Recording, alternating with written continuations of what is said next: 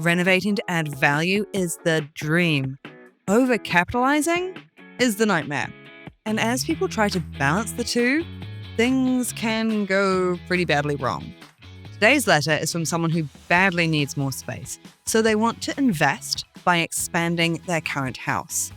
But wanting more space and knowing which space to add? Very different questions, and how to do it in the smartest way for your money. Vanessa Williams from realestate.co.nz has seen behind the scenes on what actually gets a listing more money. Adding bedrooms and adding bathrooms are the two very crystal clear ways that we can see that value will be added to the property. So welcome to Ask the Experts, where each week we take your questions, get them to someone from inside the money world, and get them to give you the answers you actually need. Making Sense is partnered with realestate.co.nz to get you the info you need in today's market. realestate.co.nz. Download the app today. I want to help as many people as possible build a better life for themselves by understanding and taking control of their money.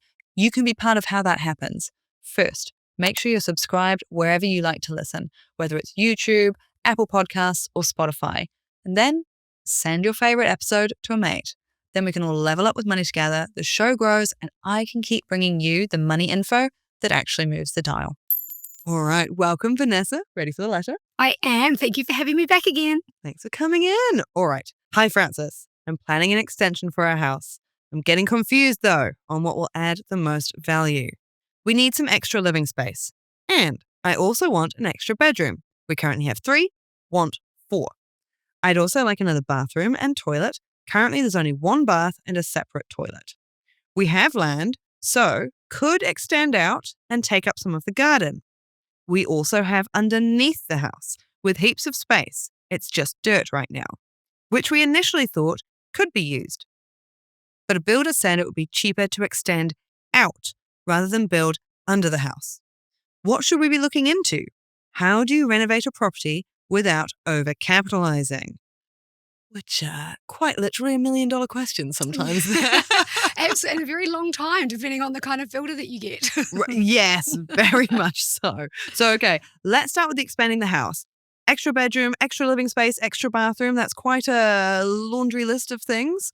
Some really strong pulls there for both the lifestyle and the money side of things. And those two can conflict, right? They absolutely can. And I think feels like they are looking to extend to stay there a bit longer, which I think is really, it's a great decision for you to get really clear on when, before you're even renovating, am I renovating to stay or am I renovating to sell? Now, I'm not saying you certainly shouldn't think about the selling if you are renovating to stay, because that's really important too. Like, let's not make sure we overcapitalize, because there can be a whole bunch of investment in there that's you're not going to see anything back for it, versus, well, actually, we've got to live here. So we know the lifestyle that we have. We know the configuration of our family, of our house, of how often people come to stay, how big our children are now, how big they might be in 5 to 10 years' time, because that does play a big part in the living spaces, I would suggest.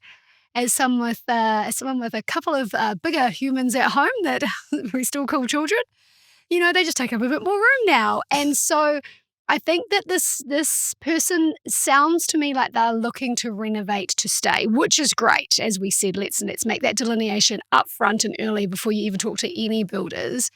And the data consistently tells us that they're on the right track, that adding bedrooms and adding bathrooms are the two very crystal clear ways that we can see that value will be added to the property. We have seen this before. You know, you will imagine, I'm sure we've all walked into a open home up the road, 5 bedrooms. Wow, that's interesting. Let's go have a look at that. And it's literally just every room has been turned into a bedroom, and there's one tiny little baby kitchen and some sort of weird offshoot of a living room. And you think, where does everybody sit? Like, it's quite a bizarre sort of configuration of a home. And so just kind of going willy-nilly with just bedrooms and bathrooms, of course, then you start to run into configuration issues, which is what our listener has suggested, is that you need living space as well. You know, the more people you put into a house, the more room that they need. So it's really important to make sure that those are being taken into account.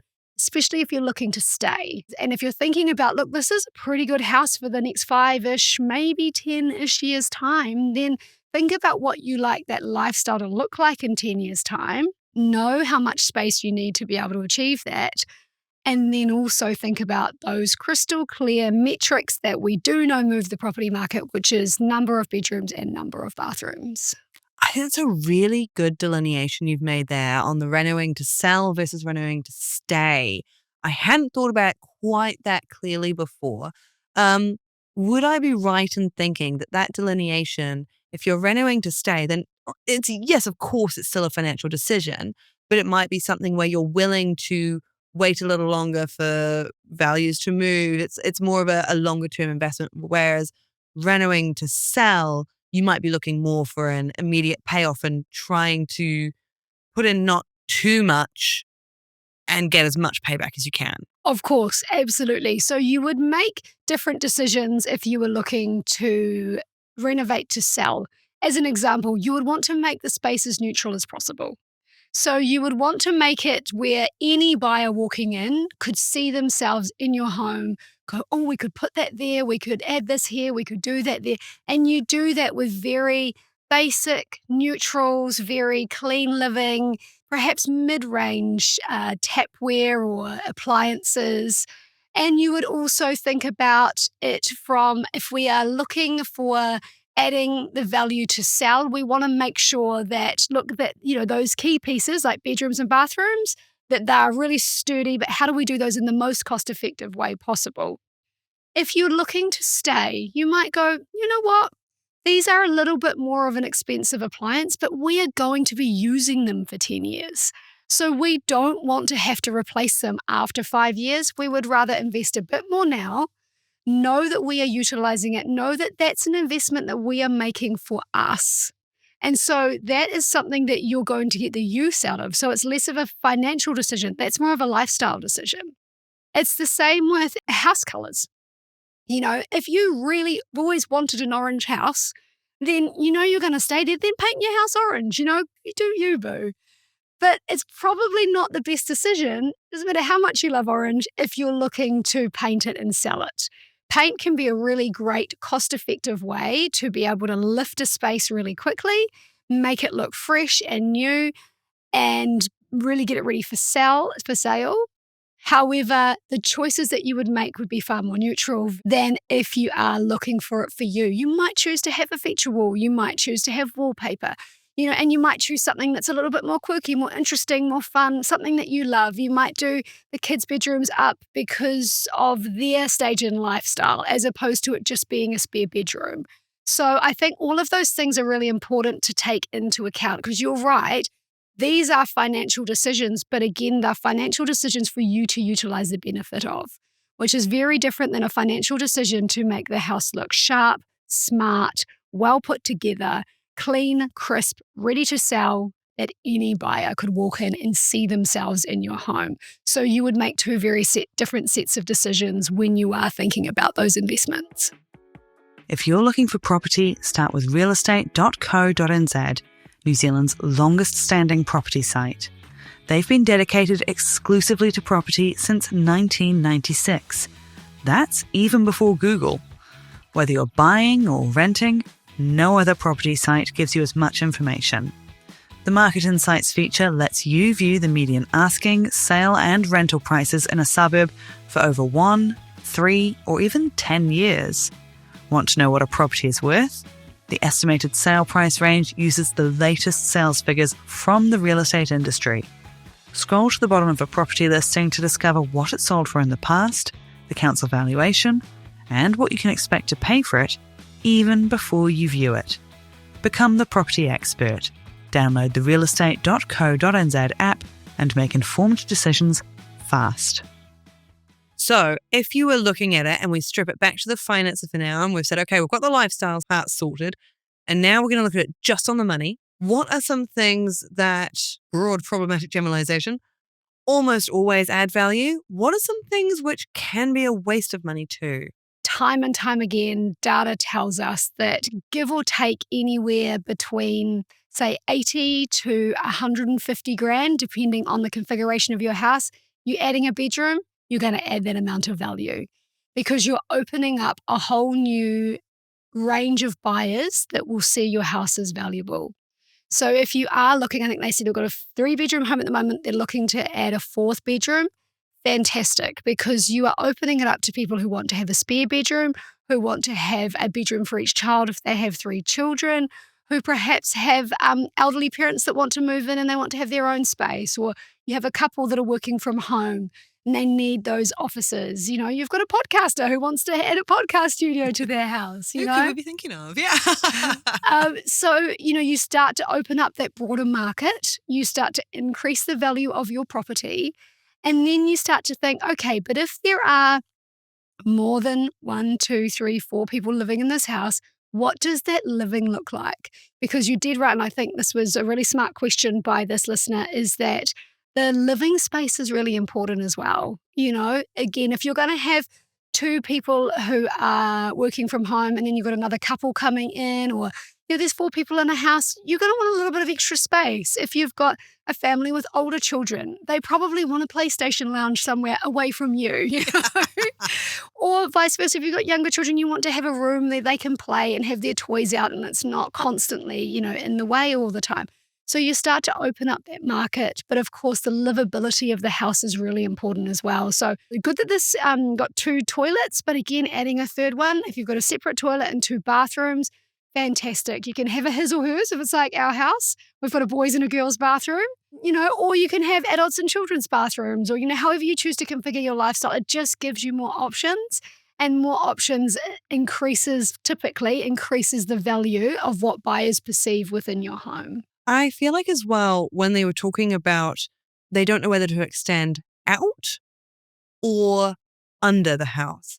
And this one, I kind of feel like it's hard for us to answer without seeing the house. I feel like properties can be super individual in terms of the landscape and the house setup and how it works, how much that would cost. But maybe that's the thing of, they say they've had a builder in and they've had advice from one person on which could be more expensive. Is this a case where I feel like multiple quotes maybe? Oh, I say that with everything. If you're going to lawyers, if you're looking to sell your house and wanting to get real estate agents in, minimum of 3. Just always get 3. That is my number 1 rule for anything. Even the dentist, I was looking at changing my dentist. I was like, right, I'm going to get a quote from 3 of them. Because I was like, man, that's gone up recently.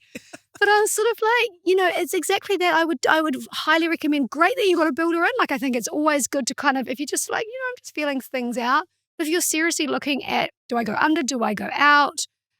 Do I change my dentist? Or, even a property lawyer, have a conversation with a couple of them, see how they structure things, see their fee structures. Sometimes we can be a little bit shy, but I got this real estate agent that I kind of knew, or I kind of know this lawyer, so I sort of want to, be kind. They are a business, just like you are making a financial decision.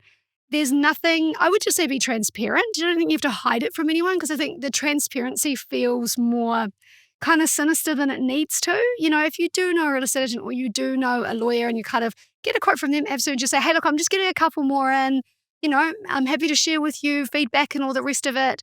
And that's just making smart decisions for you, because they would make smart decisions. That's why they're in business too, So I do think that rule of 3 is a really handy one for all of our lovely listeners to remember when they're thinking about anything. Just have a little survey of the market and see what there is out there that can offer you and the value that you can get. 100% agree. I mean, people ask me about financial advisors all the time too. And I'm always the same thing. I'm like, at least 3. I mean, you don't want to make a list of 10. That's going to take a long time. It's too much. But 3 is good, I feel, because you also then get a feel for, and a bit of an amalgamation of what everyone's saying. And you can kind of compare across and have some chats with them about what they're weighing it up based on. And you get an idea of how they're making that decision. It really helps you patch together a full picture and then feel confident in what you pick. Side note, what is up with dentists? Why are your mouth bones so expensive? Oh, and they have gone crazy in the last... So much. year or so. I'm like, my Lord. I mean, it's so important to look after them. Don't get me wrong. I hear you out there, dentists, but wow, mouth bones, you are very expensive. They really are. I haven't got onto this since we moved. We moved 2 years ago and I still need to find a new dentist. And I'm putting it off because it's too hard and it's too expensive. Yeah, I hear you, sister. Oof. Life admin. I'm not good at it. Yeah. Okay, so as they are weighing up these decisions, what would be your sort of bottom line in terms of if there's only one thing they took from this chat, what would you say to help them weigh up this decision? Ooh, one thing to really think about, looking at that, am I doing this for financial, wanting to sell relatively soon, or am I doing it for my lifestyle? And just check that this house still ticks as many boxes as it did the day that you bought it, and that it will do. If you're looking to stay, just fast forward a little bit of 5 years and think, what will our family life look like then? And is that still, before we embark on too much renovation, if this is our forever home, which is great, then cool, carry on and go. But it's just always that, I think, just stop and ask yourself that hard question. Have a really good conversation with whoever you're going in with. Have that conversation too, and just really ask yourselves, is this, that we're good with this? And then what does that look like for 5 years' time? And let's make sure we're ticking those boxes as well. Of course, stuff happens that you can't plan for. But my goodness, if you just put that little forward lens over a lot of the decisions that we make, it just makes our lives that much easier in the long run, is my opinion. 100% agree. Thank you so much. Vanessa Williams, realestate.co.nz. If you have more questions, we would love to hear them and rattle through them for you. There's been so much happening in property recently, so let's do a deep dive. ask@franciscook.co.nz is the place to send your email through to. Give us as much detail as you can and we will rip into it. Until next time, have a great day. This podcast can only give you general information about how things work in most situations. It's not individual financial advice. If you're after that, a financial advisor is always the best bet.